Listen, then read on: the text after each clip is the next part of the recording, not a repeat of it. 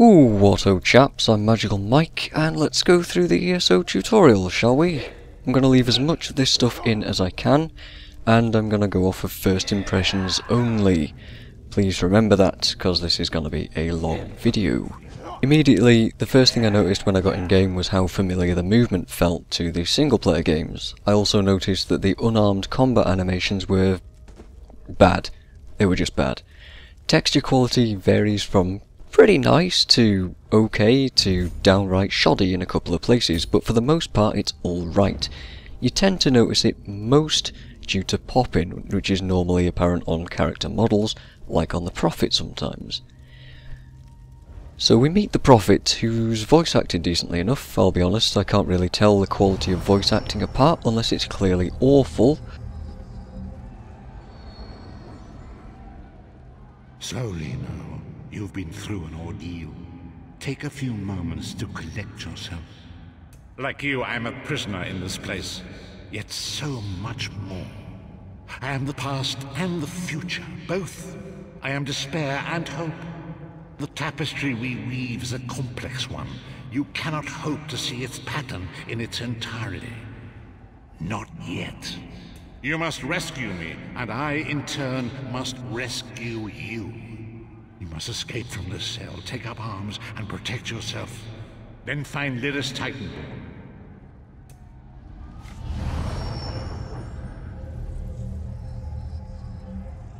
You there! We are escaping. Let me open your door. That's it! Quickly! You must escape before the guards return! So all the voices I've heard in-game are worth listening to if you want to hear the story. But before anyone jumps on me, I know the story cannot... It's got problems, I know that. Alright, let's move on. I've yet to meet a single NPC that isn't voiced, which is good.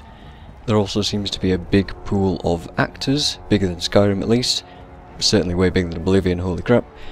It's funny actually how you hear so many varied accents in some of the races, but it makes a nice change.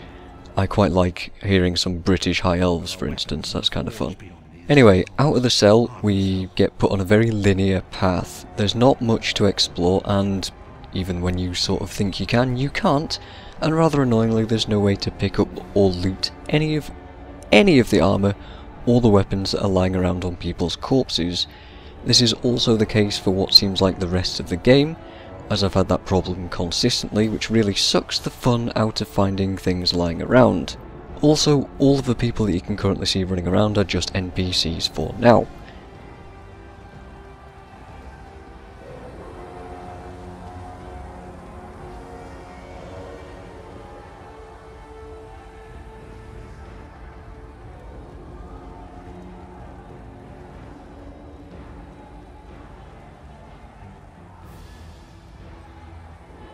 Moving on from the hallway, we get some weapon choices and things. You can only pick one set, and then you're stuck with it for a while, so choose wisely.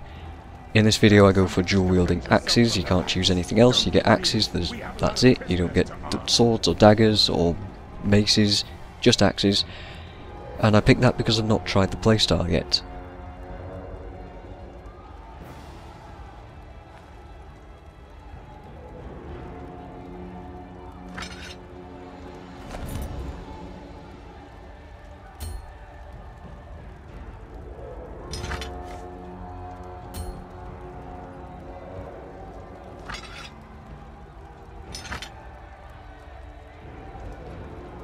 All the weapons have regular and heavy attacks, and they can block and interrupt like a shield bash. That includes staffs. Yes, that is kind of strange.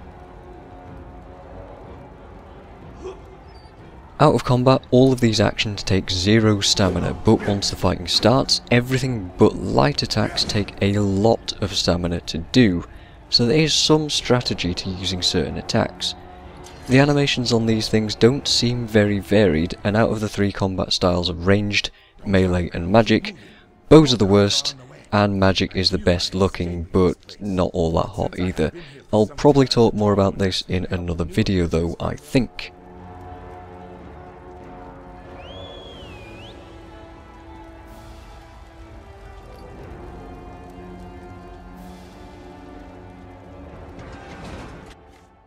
So with the first enemy you see it do this animation where it builds up an attack, at which point I interrupt it by holding block and left clicking. That leaves it vulnerable. And these are very good opportunities to use the power attacks that you have by holding the left click attack down, because they take an eternity to wind up, but they do a good chunk of damage. I do feel like the dual wielding axes attack is a little bit faster though. The magic on the staff might be a lot slower, but I can't quite tell right now. Things die pretty easily for now though, so we move on pretty fast. You also see me try to jump out of the map over some tiny rocks, but there's invisible walls all over the place blocking you in, so there's no exploring for you just yet. Slightly unfortunate. Mind you, there's no reason to explore in the tutorial, which I'll talk about a little bit later. Another enemy blocks the path ahead. Dispatch it quickly.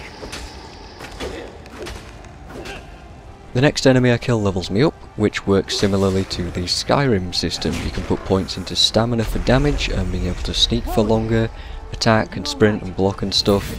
You can put points into health for health, obviously, and you can put points into magic for a bigger magic pool for casting more spells.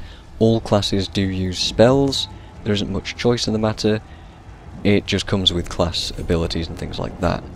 You then get to spend a skill point in one of many areas. Speaking of class abilities, you can have crafting skills, which I might talk about later, but I don't know that much about it to be honest. You can put points into weapon skills, racial skills, class skills, things like guild skills later on, and passives and things like that. It seems like you level those skill trees by using skills from those skill lines, so you only level class abilities by unlocking them and using them. Again, like Skyrim and previous games. You can also find skill books to level as well, but they aren't very common. I'm not quite sure how the questing works just yet. I think you get overall experience for finishing quests, but I might have just missed where it says that or what. I don't understand yet. Maybe we'll talk about that later again. There's also passives, like I said, you can put points into, and all sorts of skills like that, and skills morph at certain points as well. There's a bit of depth to the system that I won't go into this video, but it is a good sign that these features are a part of the game and the skills aren't all you get from what you can see right now at level 1. So about now it's time to start skipping dialogue. Normally if I was playing this on my own I wouldn't be, but because I've heard all this stuff a bunch of times already, I'm going to skip and move on.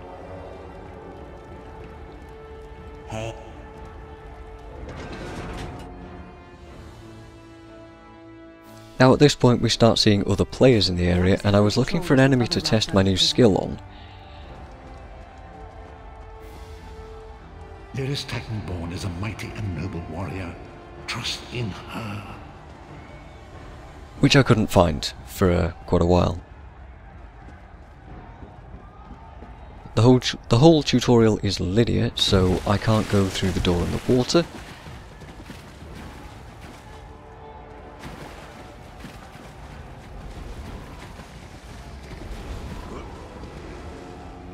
The game so far does definitely look pretty good overall. I can forgive that textures could be better and things, because the overall world is new and it's interesting to me.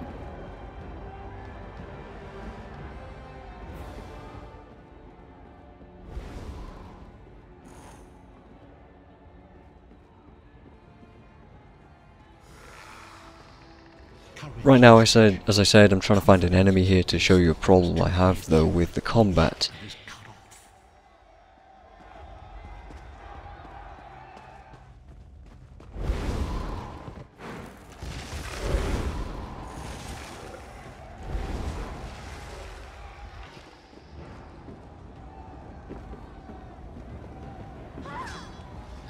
You can walk straight through mobs like they are ghosts. I'm not sure if PvP is the same way, if you can click through other player models in that area of the game, but right now in PvE it feels really unnatural in first person. I know that Dantain said that collision detection doesn't affect combat, but I would like to disagree and say that he's wrong, and that I think it does affect combat, because it makes the feel of combat significantly different from what you're used to in the single player games. It feels floaty and it feels lacking. Melee hits feel like they don't connect and they have no weight behind them. You can't even hit walls and make noises with any weapons. It just feels wrong, in a sense, and it's really hard to explain it without playing it yourself.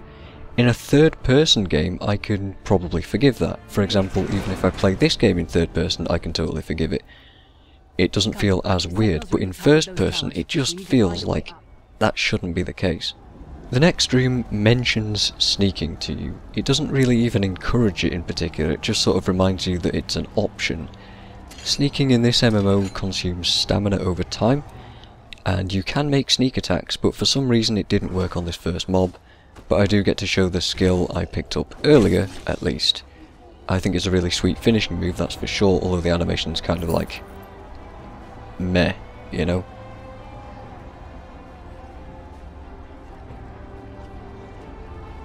So I sneak up on this next guy, and I'm trying to make him detect me.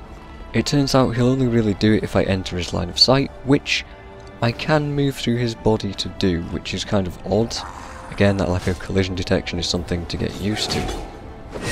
He drops 1 gold, just like every other mob in this entire game. I found that the tutorial section had generally awful loot, and that it was full of things to loot, although there's not much point in it, because it's all kind of crap. Also, the whole Skyrim area that you get to play as a Nord is exactly the same. Bad loot, full of stuff to loot that's all pretty terrible. But the Somerset Isles that you get to play as a Khajiit or a High Elf, they're way better, they're just better designed, better gameplay overall. It's kind of strange that it's a clear contrast, it's really, really odd. Anyway, back to the tutorial. These flame atronachs explode when they die, and they have combat tells on the ground, like these big red circles to inform you of it. There's a few enemies I've met in the game so far that do this, and it means you either need to interrupt it, or get the hell out, because that attack is generally quite powerful.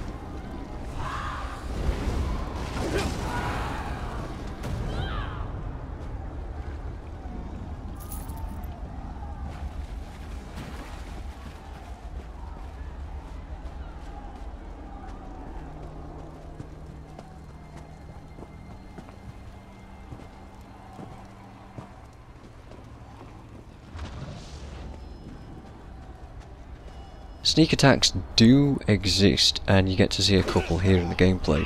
They do a lot of damage, but that is the only feedback you get when you do one.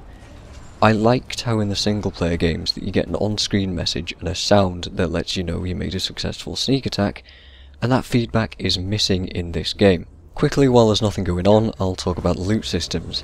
Helping someone kill an enemy means that you get to possibly earn loot, just like Guild Wars 2. Sometimes things just don't drop any loot, but as long as you hit the mob, you have the same chance as everybody else who did.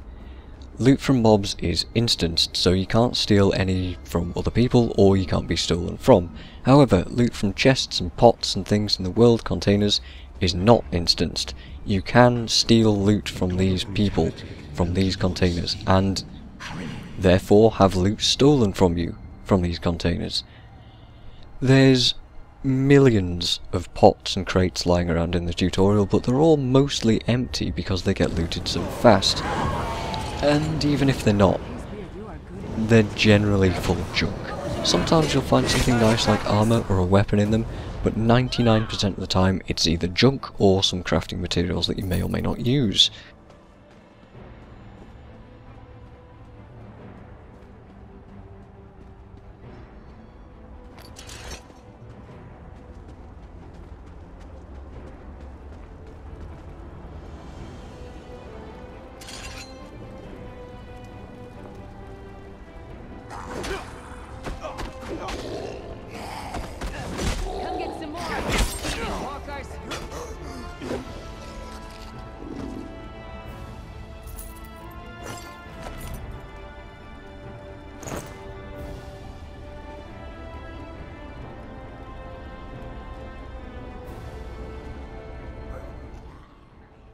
By the way, being able to kill stuff in just a couple of hits is pretty cool with this class.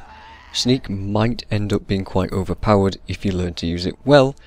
Previously I even managed to sneak through an entire dungeon on my sorcerer character.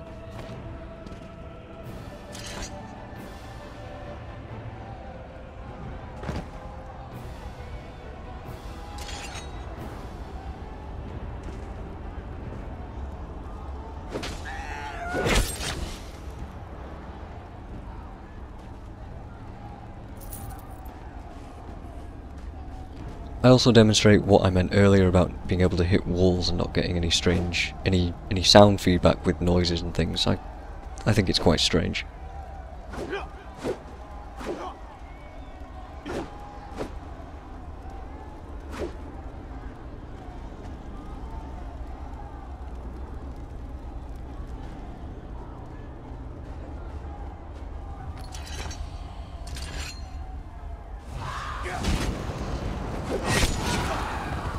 Taught that one to fight.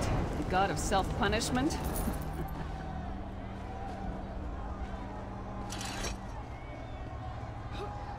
Hermamora's wagging tongue. The door's warded. We'll never get in this way. I'm not sure what Lyris is looking at here, but she tells me to talk to a fine gentleman, so let's go and listen to him.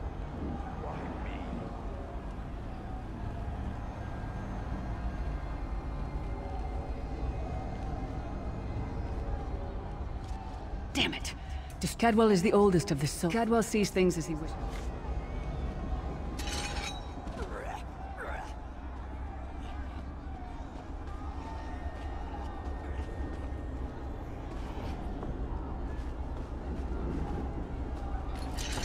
One fine day in the middle of the night, two dead kings got up to fight. Back to back they faced each other, drew their bows, and stabbed themselves.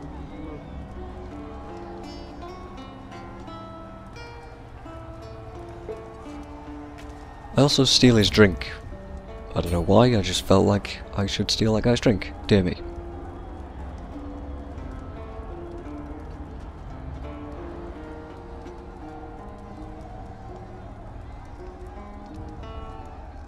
Hello, what's this? Out for a stroll then? Lovely day for it. Sir Cadwell, yes, indeed, a pleasure. And fair Lyris, good to see you, my dear. How are you then? Oh dear, well that is inconvenient, isn't it? Tell you what, I happen to know another way in. Much more of a scenic route. Rather a fun little jaunt actually, full of traps and corpses and nasty beasties filling up the bits in between. Rather cautiously, I expect. Watch your step, hold your nose, follow the river. Your best of luck. Do check in. One thing I definitely miss from Skyrim, which I see no reason why they couldn't add in this game, is the ability to walk away from NPCs and have them continue their conversations with you. In this game they just cut the dialogue off, and I think that's kind of a shame, indeed. And then I walk away and I find a chest, which normally these things contain better quality loot than other containers in the game. Lockpicking is a mechanic, but I don't need to unlock this one. The next area is a little bit of an explory kind of one. You can explore and find quite a lot of stuff here if there's nobody around. There's this trunk at first that I couldn't interact with for some reason. I guess it was just bugged.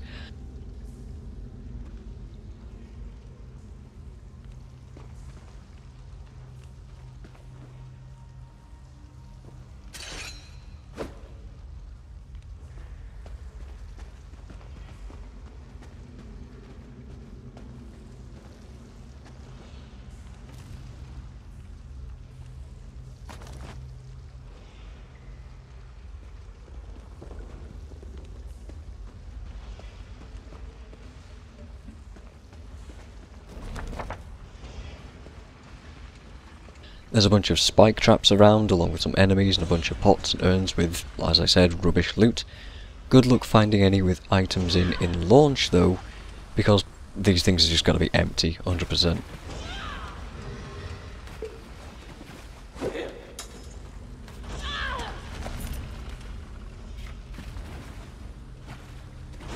By the way, that's Lyris screaming in the background. She doesn't seem to really care about just standing in traps. I guess mob AI isn't particularly fantastic.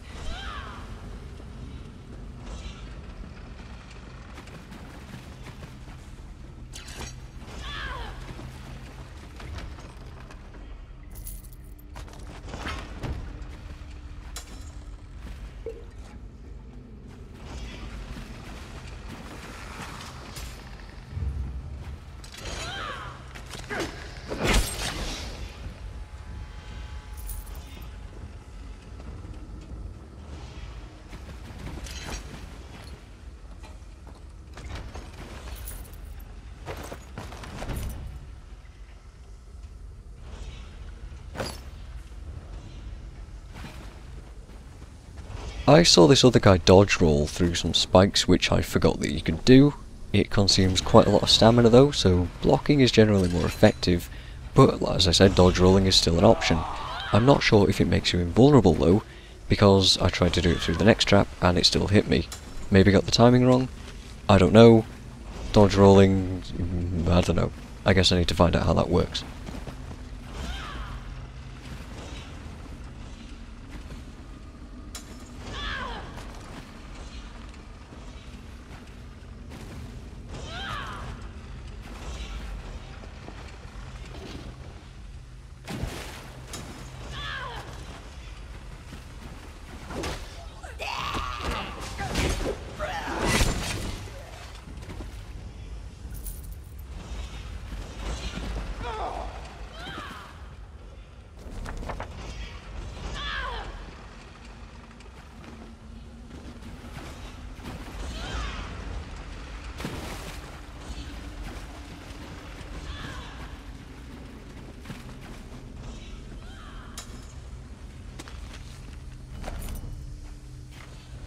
But let's move on, let's get out of this place.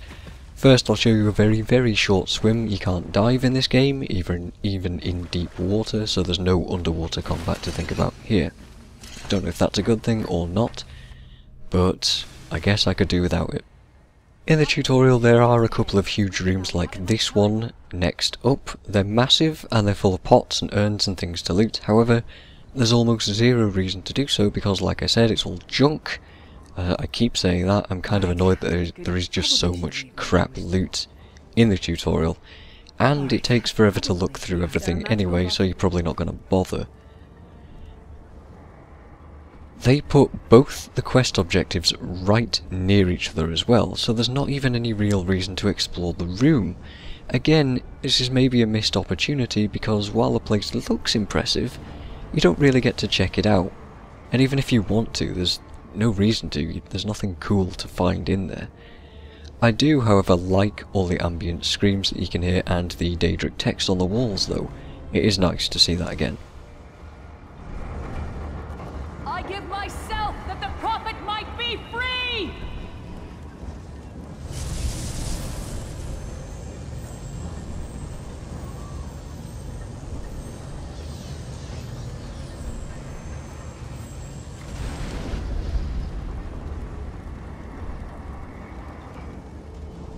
Thank the divine, Mr. That is the name. That is what I've come. The anchors are dead.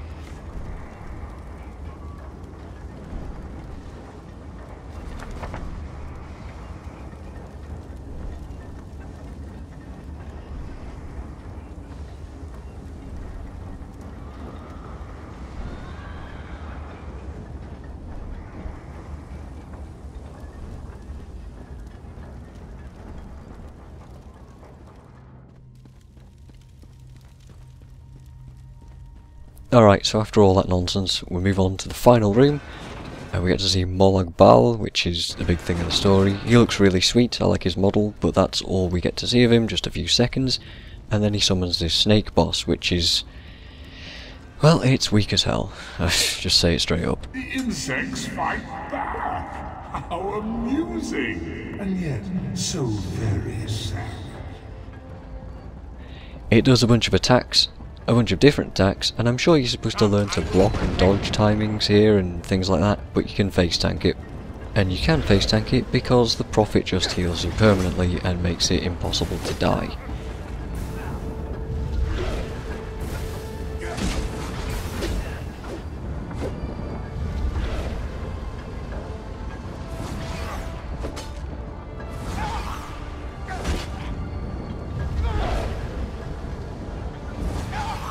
And when I say face tank, I mean literally stick your face inside of the enemy. I'm really going to rag on this collision detection thing. It's really strange. And that's pretty much it, really. The Prophet summons a Sky Shard to show you what they look like and what they do. I don't think he really teaches you about it very well. In this game they're the equivalent of skill points in Guild Wars 2. If you find 3 of them, then you get a skill point. I think that's about the only fun mechanic that I've found so far in the game. and it's probably the most fun I'll have in the open world, just finding these sky shards.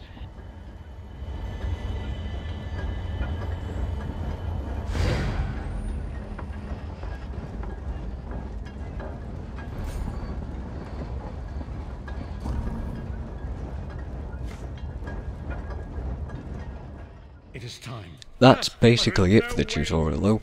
It's not bad, but they didn't teach me how to dodge or block correctly. They didn't really teach me all that much about combat and other things. If you happen to somehow die, they don't really teach you very well about that. If you happen to find armor, then they barely teach you how to equip that. I mean, it's nothing particularly difficult at all, they just double click it, but they don't... it's a tutorial and they don't teach you things very well. It certainly looks impressive enough, but you can run through it in like a couple of minutes and not learn a damn thing. It could definitely use some work for sure, but I know like 90% that it's finished and they're not going to work on it any more than they have done. Looks aren't everything though. While I like how it looks, I don't know, it doesn't carry it for me. In this one I was just saying what I saw in the tutorial. If you want a full review, or at least not quite first impressions, I'm going to play the game a lot more over the weekend, and I'll probably do another video when I've played a lot more and I've got a better idea of what's going on in the game. So, I've been MagicalMike, thanks for listening to me ramble all this time, and I will see you guys next time.